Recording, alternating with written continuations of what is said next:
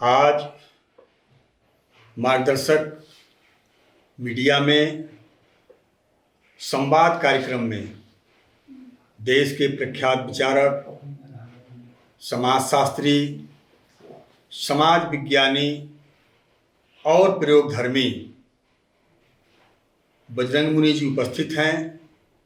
आज उनके साथ भारत में इस्लाम या हिंदुत्व कौन खतरे में, इस विषय पर हम बातचीत करेंगे। तो हिंदुत्व का एक अलग फिलॉसफी है हिंदुत्व की, और इस्लाम की अलग फिलॉसफी है। हिंदुत्व है धर्म, लेकिन सावरकर के बाद हिंदुत्व की धार्मिक जो पहचान थी वो गिरती जा रही थी। इसका मतलब हिंदुत्व खतरे में था सावरकर के बाद।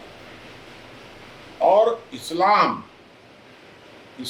है संगठन, कोई धर्म तो है नहीं। इस्लाम है संगठन। इस्लाम जो एक संगठन है एक तरह का, तो उसकी जो संगठित स्थिति है वो नरेंद्र मोदी के बाद धीरे धीरे कमजोर होती जा रही है। अब काफी बदलाव आ रहा है इस्लाम के अंदर। तो इसलिए हिंदुत्व खतरे में था, है नहीं। इस्लाम खतरे में नहीं था और है, वर्तमान में है। ये मेरा कैलकुलेशन तो ये है। मुनि जी, सावरकर का हिंदुत्व अलग है, राजीव गांधी का हिंदुत्व अलग है, मोहन भागवत का हिंदुत्व अलग है, आपका हिंदुत्व अलग है। असली हिंदुत्व कौन है? किस हिंदुत्व को लेकर के आगे बढ़ना चाहिए? जो विचारक कहेगा वही हिंदुत्व आगे बढ़ेगा, क्योंकि वर्ण व्यवस्था है। वर्ण व्यवस्था में जो माने डिफिनिशंस बनाई जाती है, डिफिनिशंस तीन वर्ण नहीं बनाते हैं, कभी विचारक बनाते हैं। तो जब आप मार्गदर्शक, रक्षक, पालक, सेवक, ये चार की वर्ण व्यवस्था है, तो परिभाषा मार्गदर्शक बनाएगा। ये रक्षक, पालक, सेवक तो परिभाषा को फॉलो करेंगे। ये लोग काहे को इस पचड़े में पड़े हुए बनाने लग जाए। हिंदुत्व को परिभाषित करेंगे विवेकानंद, हिंदुत्व को परिभाषित करेंगे गांधी, जो राजनेता नहीं है। हिंदुत्व को परिभाषित करेंगे बजरंग मुनि, जो राजनेता नहीं है। तो विचारक लोग इसको परिभाषित करेंगे, तो जो हम बताएंगे वो परिभाषा बनेगी, कि जो ये माने मोदी जी बताएंगे वो परिभाषा बनेगी। माने मोदी जी हिंदुत्व को परिभाषित नहीं कर सकते। हिंदुत्व को परिभाषित करेंगे तो विचारक करेंगे। मुनि जी, 2014 से पहले हिंदुत्व खतरे में था, अब इस्लाम खतरे में है। बाई चांस मोदी जी हट गए और राजीव गांधी आ जाएंगे, राहुल गांधी आ जाएंगे, फिर हिंदुत्व खतरे में हो जाएगा, इस्लाम का भविष्य अच्छा हो जाएगा। बस वो आपको चिंता करने की इसलिए जरूरत नहीं है कि मोदी जी जीवन भर रहेंगे, और तब तक यहाँ से इस्लाम पूरा खत्म हो जाएगा। जब मोदी जी जीवन भर रहेंगे तो या तो आपको फिर कहीं से कोई ऐसा लाना पड़ेगा खोज करके दुनिया से कि मोदी जी को तुरंत खत्म कर दिया जाए। तो अगर ऐसी स्थिति आएगी भी ना, तो हम लोग नहीं मरने देंगे मोदी जी को। अपना जीवन दे करके भी हम लोग जिंदा रखेंगे। कोई खतरा नहीं है। इस्लाम को खतरा है, या तो इस्लाम को कॉमन सिविल कोड स्वीकारना ही पड़ेगा, मैं ही शब्द जोड़ रहा हूं, या तो बराबरी का अधिकार देना पड़ेगा हिंदुओं को। और अगर वो चाहते हैं कि भारत पाकिस्तान के कानून पर चलेगा, शरिया फरिया ये सब चलेगा भारत में, ताकत से चलेगा, तो कुचल दिए जाएंगे। वो साधारणतः नहीं कि इनको ऐसे कानून कुछ रहे, जरूरत पड़ेगी तो कुचल दिए जाएंगे। और नहीं तो बराबरी के आधार पर रहना हो तो हम रखने को तैयार, कोई दिक्कत नहीं है। अब मुसलमान सोचे कि वो हिंदुओं को बराबरी का अधिकार देना चाहते हैं कि विशेष अधिकार चाहते हैं। विशेष अधिकार चाहेंगे तो समाप्त हो जाएंगे यहाँ से, क्योंकि अब नरेंद्र मोदी, मोहन भागवत, बजरंग मुनि, इस प्रकार के लोग समाज के बीच में हैं। अब ये नेहरू फेरू ये सब गए, खत्म। अब माने इस्लाम राजनीतिक सत्ता के लिए इस्लाम साम्यवाद और नेहरू परिवार का समझौता नहीं है। अब यहाँ खत्म होते जा रहे हैं। कल ही तो राष्ट्रपति का चुनाव हुआ, देखा आपने, कांग्रेस में भगदड़ मच गई, बहुत से कांग्रेसियों ने वोट दे दिया। तो कहाँ इस्लाम की आप चिंता कर रहे हैं? और मैं जानता हूं कि मुसलमान 2-3 साल के अंदर अंदर, जैसे यूपी में समझ गया, गुजरात में समझ गया, एकदम गुजरात का मुसलमान बराबरी के आधार पर रह रहा है। उत्तर प्रदेश का मुसलमान अभी इस चुनाव के बाद बराबरी के आधार पर रह रहा है। अभी 2 आदमी का गला काट दिए, तो 2 आदमी का गला काट दिए तो 500 लोग जेल में चले जाएंगे, कुचल दिए जाएंगे, कानूनी या गैर कानूनी कुछ भी। अभी आप सुने होंगे नई तत्काल की घटना कि अभी मध्य प्रदेश में एक कोई चुनावी झगड़े में एक बजरंग दल के कार्यकर्ता को 10-20 ठो मुसलमानों ने घेर घार करके पीटा, जानलेवा हमला था, वो पीटा उनको। अब देखिए, है ये चुनावी झगड़ा और उसको जोड़ दिया गया नूपुर शर्मा से, और नूपुर शर्मा से जोड़ करके और सब खोज करके एनएसए में बंद किए जा रहे हैं। कानून फानून नहीं देखा जाएगा इन लोगों को। अगर कुचलना होगा तो बिना कानून के भी कुचल दिया जाएगा, लेकिन अगर आपको रहना है तो बराबरी के आधार पर रहिए। और अगर आपको शरिया लागू करनी है, अगर इस्लाम लागू करना है, दारुल इस्लाम बनाना है, तो दुनिया से साफ हो जाएंगे, भारत से तो हो ही जाएंगे।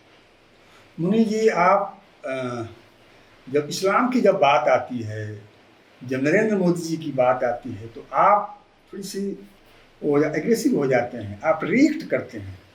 और आप एक विचारक हैं, आप एक मौलिक विचारक हैं, तो आपको बहस में रहना चाहिए। कोई मोदी जी से कोई यहाँ नफरत नहीं है, मोदी जी की हम लोग कोई आलोचना नहीं कर रहे हैं, यहाँ एक वैचारिक हम लोग बहस चला रहे हैं। तो हम ये कहते हैं कि मोदी जी रहें या न रहें, संविधान है, तो हम लोगों को इस्लाम भी रहे, हिंदुत्व भी रहे, और कॉमन सिविल कोड को हम लोग बहस चलाना चाहिए। कॉमन सिविल कोड के लिए हम लोगों को लगातार प्रयास करना चाहिए। उसके लिए हम लोग को मोदी जी के सामने रखना चाहिए कि आप इसको लागू करो, न कि आप बल प्रयोग से किसी के साथ पेश आए। तो आप एक विचारक हैं, तो आप इस हिंदू मुसलमान के खतरे को आप कैसे भापते हैं और क्या संदेश देना चाहते हैं कि ये सामंजस्य में बना रहे? ये बताइए कि हम लोग संविधान के मुताबिक चलेंगे कि संविधान हम लोगों के मुताबिक चलेगा? तो हम लोग संविधान और विधान के मुताबिक चलने वाले जीव नहीं हैं। जरूरत पड़ेगी तो हम लोग संविधान में संशोधन कर देंगे, हम ही लोग ना करने वाले हैं। तो हम लोग मिल करके अगर नरेंद्र मोदी वर्तमान समय में हम लोगों के कहे मुताबिक कर रहे हैं, तो नरेंद्र मोदी को बैक तो हम करेंगे ही ना पीछे से, कि हम नहीं करेंगे। अगर विश्वामित्र ने अगर राम को खड़ा किया था राक्षसों का वध करने के लिए, तो राम को हथियार कौन दिया? तो ऋषि मुनियों ने दिया। तो नरेंद्र मोदी को अगर हम लोग खड़ा किए हैं, मजबूत किए हैं, बिठाए हैं वहां पर, तो नरेंद्र मोदी को हथियार कौन देगा? तो बजरंग मुनि देंगे। तो इसमें गलत क्या है? अरे भाई, राक्षसों का वध करने के लिए अगर राम को हथियार दिए गए थे, तो अब इस सांप्रदायिकता का वध करने के लिए, सांप्रदायिकता माने दोहरी सांप्रदायिकता, इस्लामिक सांप्रदायिकता, हिंदू सांप्रदायिकता, ये दोनों जो सांप्रदायिकता है, इन दोनों को समाप्त करने के लिए हम ही लोग मोदी को हथियार दे रहे हैं। तो इसमें क्यों दिक्कत महसूस हो रही है? और वो दिक्कत उन लोगों को महसूस हो रही है कि जो लोग 70 वर्षों तक हिंदुओं को दूसरे दर्जे का नागरिक बना करके रखे। बड़ा मजा आ रहा था उस समय तो हिंदुओं को दबाने में, अब क्यों कष्ट होना चाहिए? तो हम लोग तो खुल करके मोदी के साथ, मैंने तो आपको कहा ना कि जरूरत पड़ेगी तो उम्र दे देंगे हम लोग मोदी को, क्योंकि मोदी ही तो अभी हम लोगों के चहेता है एक तरह से। मुनि जी, मोदी जी देश के भविष्य की किरण है। उनके ऊपर भारत का भविष्य है। मार्गदर्शक सामाजिक सोच संस्थान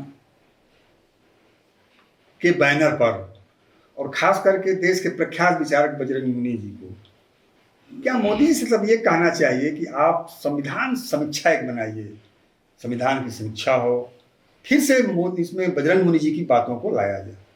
ये तो लगती है बात थोड़ी सी अच्छी लगती है कि मोदी जी आप संविधान समीक्षा बनाइए, समीक्षा कराइए, संविधान को बदलिए।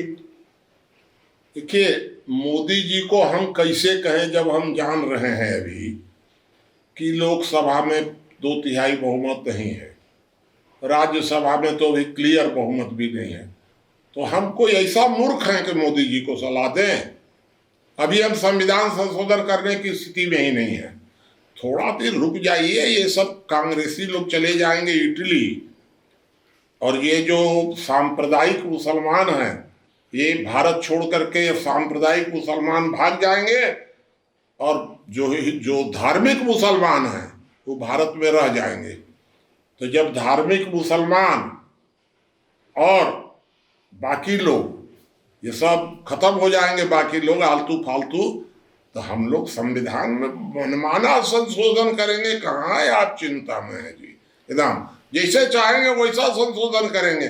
संविधान हमारे मुताबिक चलेगा, हम संविधान के मुताबिक नहीं चलने वाले। तब तक से एक आप संदेश दे दीजिए कि हिंदू मुस्लिम सांप्रदायिक सौहार्द बना रहे भारत में, इसके लिए आप क्या? मैं तो ये कह रहा हूं कि हिंदू मुस्लिम सांप्रदायिक सौहार्द बनाने की जरूरत ही नहीं है। एकदम सांप्रदायिकता के खिलाफ अगर गृह युद्ध होता है तो गृह युद्ध के लिए तैयार है एकदम।